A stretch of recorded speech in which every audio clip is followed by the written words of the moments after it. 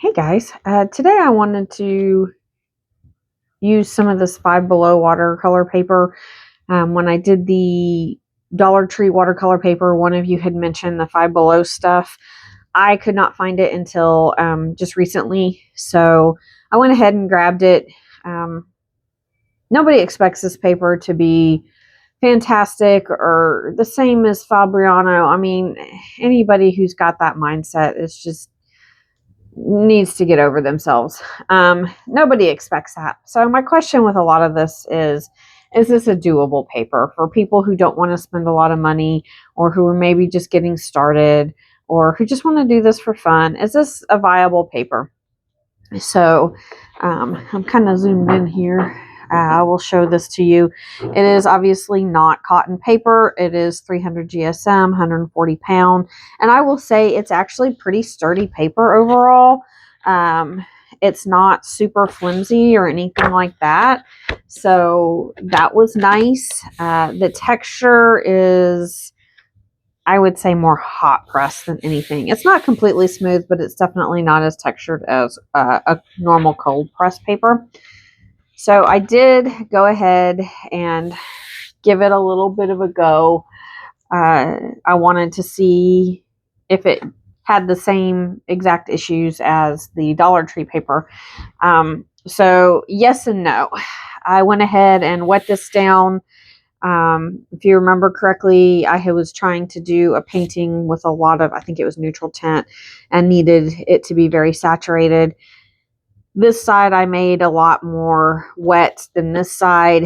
You can see I'm having a hard time getting that saturation. I do get it a little better up here. This is Prussian blue. I think this is dioxazine violet, but don't hold me to that. But I was trying to get some of those deep colors, saturated colors that I like to use. It was a little bit better over here with less water. I don't know that it's going to hold up to a lot of layers. As you can see, it really curled. Yeah, on the plus side, though, it did not. If you remember, the Dollar Tree paper really soaked through. You could see color on the opposite side. This did not do that. So it is a little bit of a step up. It's still not a very great paper, which, like I said, nobody really expected it to be. Like I said, it's not. This would be an okay kids paper. I wanted to take a second and maybe do a few swatches here and see what we can come up with. I don't think this is a very good, even beginner paper, honestly. I just don't think it's going to hold up. It's going to give you some issues that you're not going to like. I think there's better, cheaper options out there. And maybe I'll sit down and give you some of the ones I like. There's always Canson XL. I'm not a huge fan of that one, but it is readily available. And so, a lot of people will use it, and that's great. Use the one that you can get, that you can afford, that you're comfortable with. So I just wanted to lay some color down. And I feel like some of these are not quite as saturated, but to be fair, I'm kind of using some leftovers in my palette here. So this yellow ochre, though, should be pretty concentrated. So let's see what we get with it. All right, so that's a little better.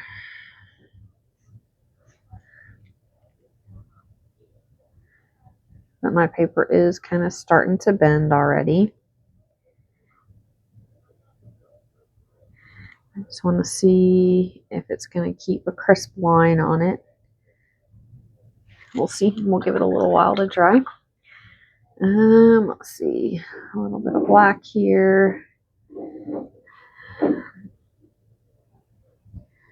I did not pre-wet this, so this is on me. We'll give it a second to activate.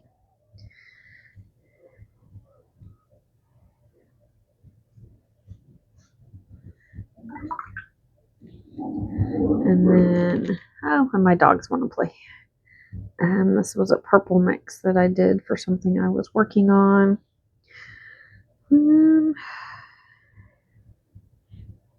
Yeah, so the colors on these definitely aren't as vibrant, even when I'm pulling a pretty creamy load as opposed to being watered down.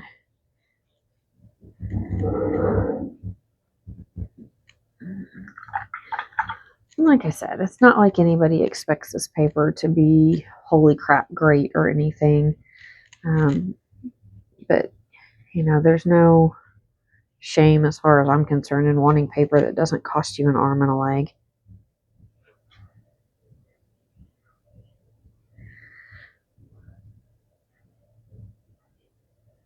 So I just kind of want to see if it's keeping edges, and it actually looks like it is. I'm really kind of surprised. I expected the edges to get really fuzzy, but they're not bad as far as that goes. So let's see what else I got here. All right, this is pretty much a butter consistency of Napthol red, and it goes on. So the color deposit on that isn't bad. And I don't know, you see it moved really quick through that purple I laid down. And then I'm just going to try to mix on it a little bit here. Let's see. So clearly some of your results are going to vary by the color themselves, and possibly the brand. I don't remember exactly what all brands I have sitting out here, so I don't really pay that much attention. And I do not see any pilling on this as I'm scrubbing into this. I'm not scrubbing super hard, but I don't see any pilling. Here, let's do a little bit of this purple here.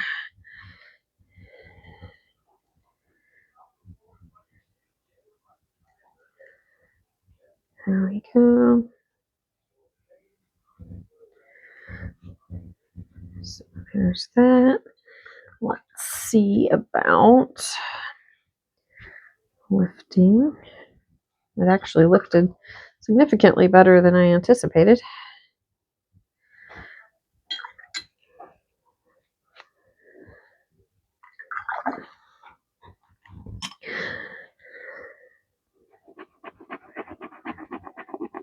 Okay, so I'm scratching on it, and I am getting a little bit up.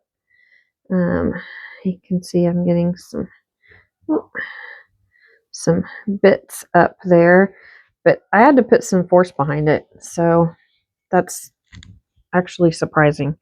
I did not expect that. I expected it to come apart pretty easy. So it's actually doing a little better than I thought it would. Let's see what else I got here.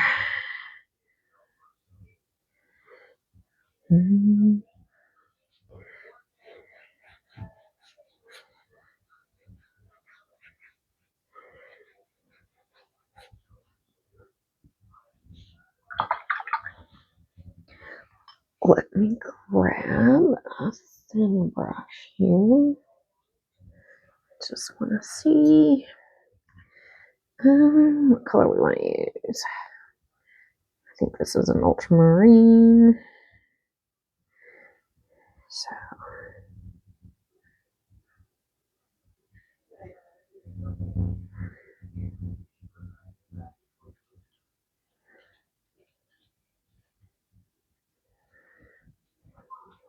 all right, so it is doing those lines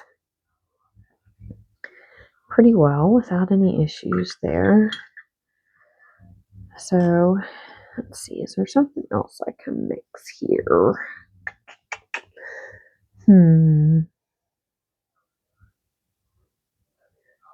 I'm trying to remember. All right, let's get a little yellow ochre here. So come over here.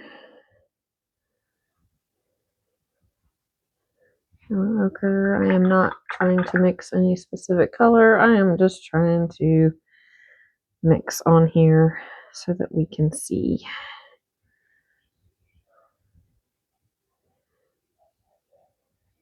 That's almost a sap green. All right, so we're mixing. We're pretty damp, and I just want to. This is not good for my brush. I just kind of want to get in here and see any of this paper lifts. It doesn't look like you're going to be able to do a lot of washes over it. You can see that it comes up really easily on that. And I don't have any paper lifting from where I was really scrubbing it. Let's see. So these lines are pretty dry.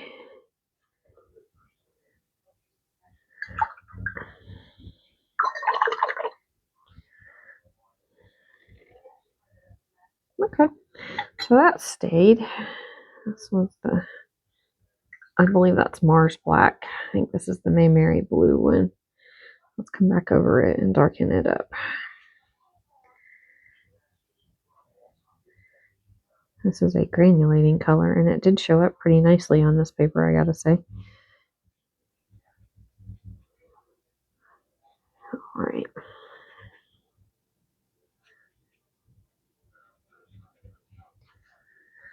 Here we go.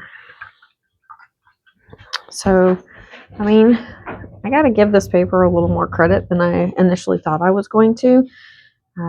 Yes, it's not going to hold a lot of water well. I do feel like a lot of the colors you're getting are a little muted. And I don't like that because you guys know I tend to like the really vivid color. I'm kind of that anomaly in watercolor because I really like the vivid, not so much the transparency of them. So I believe that you're not going to get some of that like I like. Clearly, you're going to have issues if you're using a lot of water. It's going to bend. But that said, it does hold your edges pretty well. So I'm not mad about that. When you're lifting with a brush, it lifts up pretty well and you're not tearing paper. I really had to really scratch at this to pull it up. And it did handle this, you know, saturating it and mixing and didn't really tear up the paper. So, I mean, honestly, it's not terrible. I just want to look at the back side here. And so, as you can see, none of this actually soaked through, which is not a bad thing.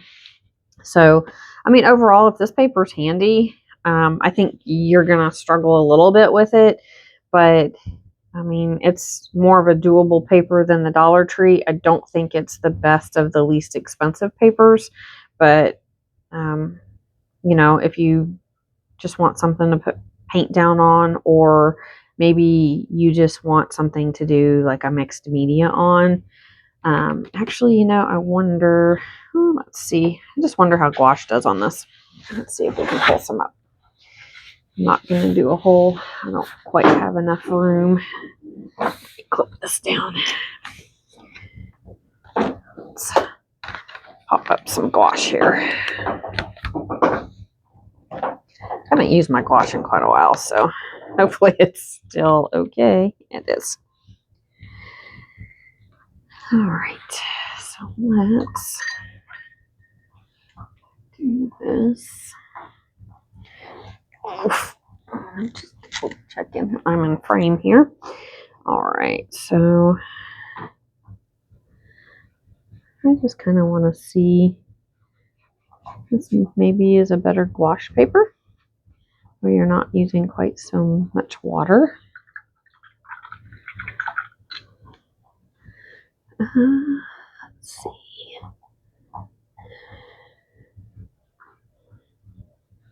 It's a pretty turquoisey color. I do love my water type colors. Turquoise and aqua. I have so many blues, so many turquoises.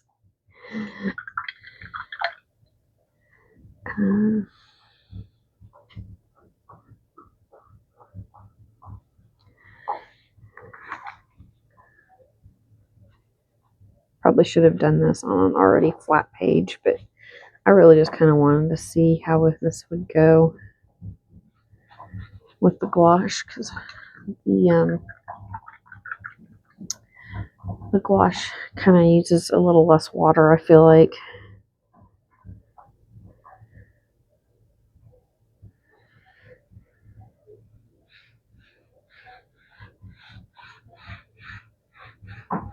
But I can see that I'm losing some of the vividness of the color here already.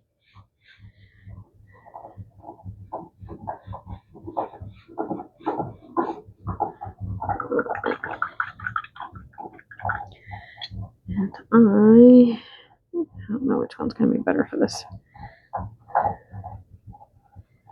Just kind of want to mix here and see what happens. Again, not mixing for a color. I'm just scrubbing paper here. Okay, so I'm mixing and I'm not lifting up a whole lot here.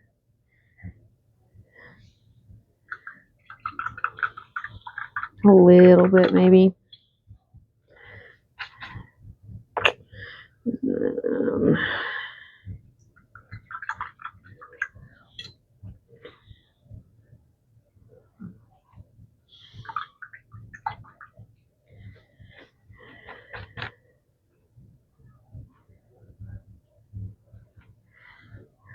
Alrighty.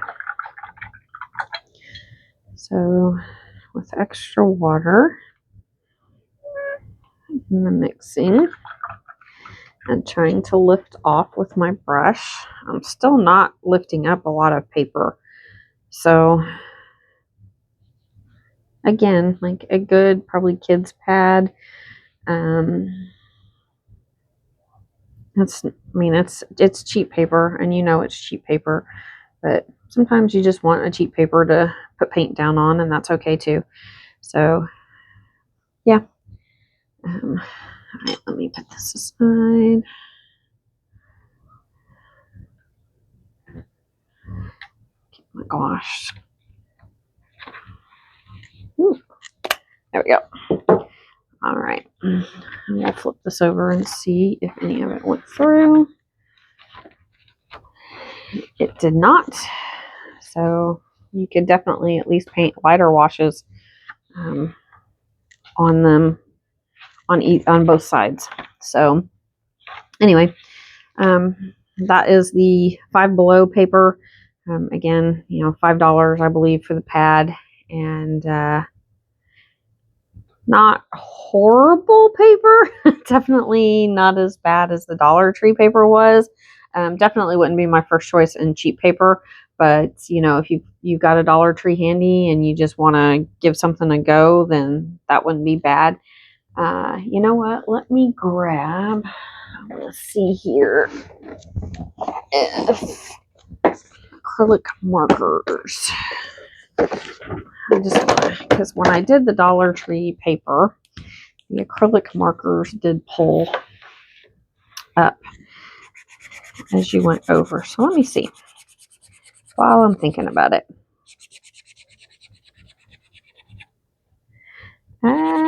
Looks like you're starting to get a little on that second pass, and I can tell that the paper is getting very damp on it. So you're getting just a little bit, but not a lot. Again, not as much as I anticipated.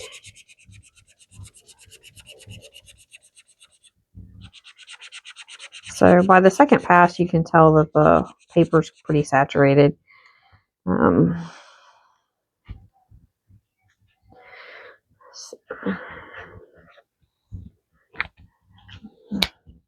But it definitely holds up a little better than the Dollar Tree one does. It dries a little faster than I anticipated too. These areas up here are pretty dry. My Naphthol red's pretty dry. That's still a little damp. You can definitely tell it's damper where I scratched it. But all right, so there it is. Five Below paper. You can decide if it's worth it for you or not. Again, nobody expects Fabriano or Arches quality paper from something like this. I do feel that there's probably better options for you if you really want to like more seriously paint if you just kind of want to throw some stuff down, or this might actually be a good swatching book if you wanted something like that. Probably not bad for kids. It's not going to handle a whole lot of layers.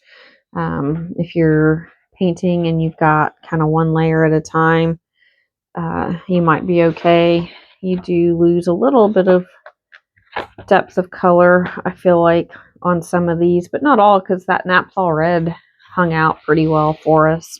So, but anyway, the Five Below paper, check it out, see what you think, and let me know if you've used it and what you think. For the price, not everybody can buy the expensive paper. Not everybody wants to buy the expensive paper, and that's cool. So, but maybe I'll do a video on some of the cheaper papers that I like a lot, and go from there. So anyway, have a good day. Go paint something.